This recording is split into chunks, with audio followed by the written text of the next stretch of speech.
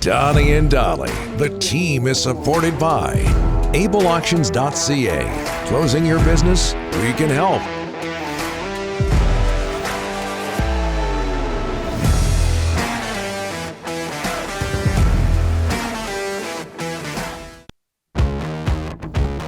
Delaney's OK Tire and Langley inbox exploding. Before we get to that, a reminder that all of our guests today are brought to you by Thomas Drance, standing by the way. The Waddling Dog Pub, one of Victoria's favorite local pubs, located 10 minutes from the ferry terminal. Let's get the one of out of there. It's Victoria's favorite pub. Yeah. Come on. The two-time number one pub in Victoria invites you to see why they are a go-to watering hole. The Waddling Dog, best place for all of your Canucks and NHL action, all sports action, with extended hours so you don't have to miss any of the action. Special hello to Brandon, by the way. Come, sit, and stay at the Waddling Dog. Delaney's OK Tire and Langley inbox. Before we get to Thomas, Dave and Cedar, Donnie, kids home from school today. Don't mention anything about Santa. Spoiler. Right? Oh, Anybody? right. I get it. That was quite creative. It went over both your heads. No, I got it. G in Richmond, I'm so glad I watched Wednesday. Otherwise, I'd be furious. He's talking about Survivor. And Surrey Ryan saying that you look like something out of Step Brothers. Who does? You. Did you see the movie Step Brothers? Yeah, the two guys, Will Ferrell and the other guy there, who's it was John C. Reilly in the Lakers, your documentary. Yeah. Winning Time. Yeah. Great series, I think, anyway. From The Athletic, Thomas Drance, Canucks and Jets on Saturday. He joins us now. How are you, sir? Noted documentary Winning Time. Mm-hmm. Yeah. Not a biopic or a bioseries, but a documentary, according to Rick Dollywall. There with Edward Scissorhands for his favorite documentaries. Yeah, I think I called it a documentary as well. Well, you know what got me confused, or maybe Rick confused, is that the Lakers have come up, or some of the Lakers have come up with a documentary in response to the bioseries. Yeah. Right? Yes. Do you know? Here's a bit of movie trivia for you, Donnie, because I know you'd appreciate it.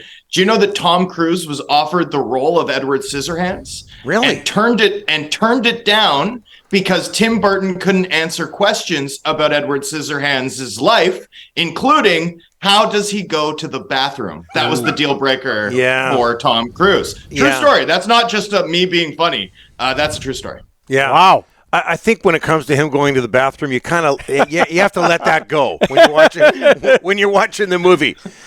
Johnny Depp, say what you want about him. He did a great job. Hey, J.P. Barry is on our show 11 o'clock. We pre-recorded the interview. What do you think the Canucks' plans are for Elias Pettersson, one of JP's clients? I mean, Elias Pettersson is this team's best player. He's their most important player. He's a cornerstone level piece. I mean, we're probably talking about a guy who right now is on the fringes of being a top 10 NHL player. I think he's gotten to that level on occasion over the course of his first 5 NHL seasons. Certainly in his second year, I think he was pretty comfortably one of the 10 most valuable players in hockey. I don't think he's quite gotten back to that level since, but he's making a case this season. I think you could say that, among the players on this team, like who could be in the mix. I mean, I don't think you're expecting anyone to get to the top 5, that McDavid, Draisaitl, Matthews sort of tier, but could Pettersson get up to a level close to that? Maybe like one tier down? Yeah, and in fact, I think he's very close to being there right now. So what should this team's plans be for Elias Pettersson? Extend him long term. Frankly, this team should have locked him up long term when they had the chance, coming off of a season in which he'd missed a bunch of time due to injury and performed at a level, beneath his usual career rates, because this is going to be a really expensive deal. The cap looks like it's going to be flat for another year, maybe some negotiation between the NHLPA and the NHL. Maybe there'll be a little bit more wiggle room than just $1 extra million. But, by the time Pettersson's deal expires, I think you're going to be looking at a world where HRR is tied once again, to the level of the cap, where there's no debt being serviced by the players year over year. And once that happens with the impact of the US TV deal, I mean, you could really see the cap shoot up. Mm-hmm. You could see significant salary growth as a result, significant salary inflation. what does a player who's on pace for 40-ish goals and 100-ish points, has exceptional two-way impacts, has become one of this team's best penalty killers, plays in all situations, drives this team on the power play. I mean, what's a player like that worth in a world where the salary cap's 90-ish million? I mean, it's a lot. Gentlemen, it's a lot. It's, certainly a number that starts with 1 and then has a lot of zeros after it, as opposed to, a number, in the high 9s or something like that. Like, I mean, we're talking about a superstar level valuation. No question about it. He'll only be 1 year away from unrestricted free agency. He'll have a $9 million qualifying offer. I mean, this is going to be a player with a ton of leverage. It's not going to be easy, but look, you make it work for a player like this, right? The fact that we're talking about Pettersson in the context of wow, he could break the bank. That means that he's delivered this season. That's good news for the Canucks, no matter how you slice it. Yeah, no question. But the hot contract and the player this week is Bo Horvat. Thomas, the latest, your thoughts, how's this going to end up? Well, I think I'm a little bit more, everyone has to caption this, right? As they should. Yeah. With this organization, you never know, right? They don't like to let their stars walk. We know that, right? They don't have an easy time making future-oriented deals. We know that. They can change on a dime and get a guy signed, even if they've been at, roadblocks, or even if they've made the player widely available on the trade market, as we saw with JT Miller, and frankly, as we've seen repeatedly over the years. This is not a team that allows... Or certainly, this might be a team that allows core players to walk. This is not a team that typically trades core players for returns, as we know. So, all of that said, all of that context aside, I sort of think that this is trending decisively in one direction, and that's toward Bo Horvat's exit from Vancouver via trade. I think that's far more likely. That said, again, to come back to the qualifiers, if you'd told me 7 months ago that the club would have locked up JT Miller and not Bo Horvat, I would have bet very confidently against you. So we'll see. But yeah, I expect Bo Horvat to, at some point in the near future, not be a Vancouver Canuck. That's my expectation as of now. And we'll see where it goes in the weeks and months to come. Well, not only Thomas Bo, I'm starting to wonder about this Kuzmenko guy. What's it going to cost to retain him? You look at a San Jose overtime marker, you look at the shootout winner in Calgary, he's got this amazing personality. He's almost on a point per pace. He's looking at 76. How do you keep this guy? Well, if you're trading Bo Horvat, you have a very straightforward route to keeping Andrei Kuzmenko. I mean, that's sort of one of the things. You make tough decisions. If it costs you shedding salaries elsewhere, that's what it costs you. But for me, the thing about Kuzmenko is a limited sample of games, right? We don't know what this looks like when his on-ice shooting percentage, which has been elevated all season, sort of comes back to earth a little bit, which it inevitably will. Even in a world where goaltenders are only saving 90% of shots, he's been carrying a 12% on-ice shooting clip for much of the season.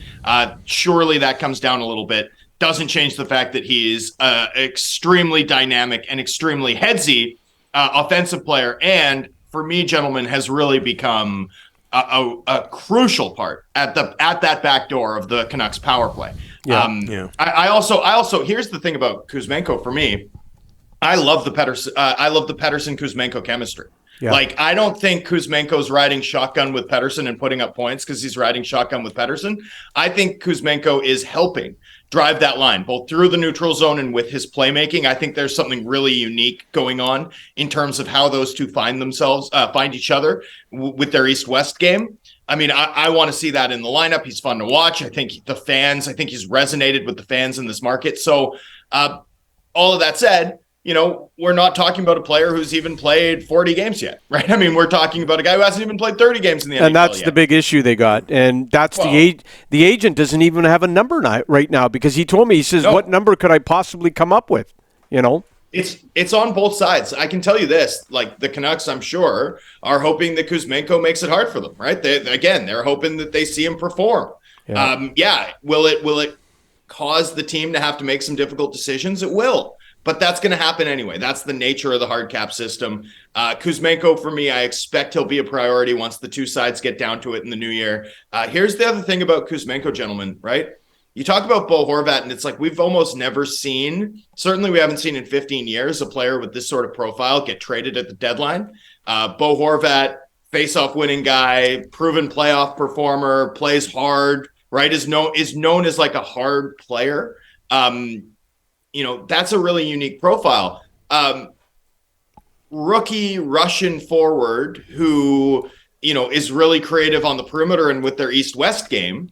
I mean, at the end of the day, perhaps it could come to this, but Kuzmenko is more valuable in terms of his actual contributions than he likely would be in terms of what he could return in a trade, right? This is not a player that I think the cap hit's still appealing. I think there's a lot of fans around the league, but for a team that's in win now mode, is Kuzmenko the fit, the sort of target that you'd have if you're looking for a guy who's going to help you later in the year, right? Like deep into the playoffs. My guess is there'd be a lot of trepidation among hockey operations groups around that, just because they've never seen him do it before, right? Just because of the profile. So Kuzmenko is one of those players. Like Bo Horvat could return a monster haul, and maybe that's more valuable to this team than locking him up. In Kuzmenko's case, I think that logic is completely flipped. Kuzmenko's unlikely to net the sort of return that I think would offer the Canucks enough value to make it worthwhile, as opposed to extending him and keeping him with Pettersson and letting them work their magic. I know the fans have enjoyed it. Certainly I've enjoyed watching it. I have an appetite to see that for many years to come, so long as the deal doesn't get too silly in terms of its valuation. Yeah, he sells tickets. He's fun. He's fun to watch. He's fun to watch. Hey, No question. Thomas, do you watch Survivor by any chance? I don't, but my family does. So Okay. My group chat lit up about the betrayal the other week. Yeah, I know. I apologize. No I worries. apologize. Okay. Thomas, all the best. We'll talk to you next week. You're not going away anywhere for Christmas? I'll be away when we talk next week, Oh, okay. but luckily I will be away somewhere with internet. So I'll make sure to bring my immunity idol, and we'll do it all there. Beautiful. Thanks, Thomas. Appreciate it. Cheers, boys. Oh, by the way, I like all the decorations you've got celebrating famous former Canuck Mike Santarelli. Oh, not bad. Santarelli, very sharp. You're very welcome. That's the first time you displayed any sharpness. Anyways, Thanks, Thomas. Appreciate it. Cheers, Yeah. boys. Bye. yeah. Mike Santarelli's name is coming up a lot lately. Former Yeah. Chilliwack Chief and former Just Vernon Viper. He never played for the Chilliwack Chiefs. The brothers played in Vernon and Chilliwack.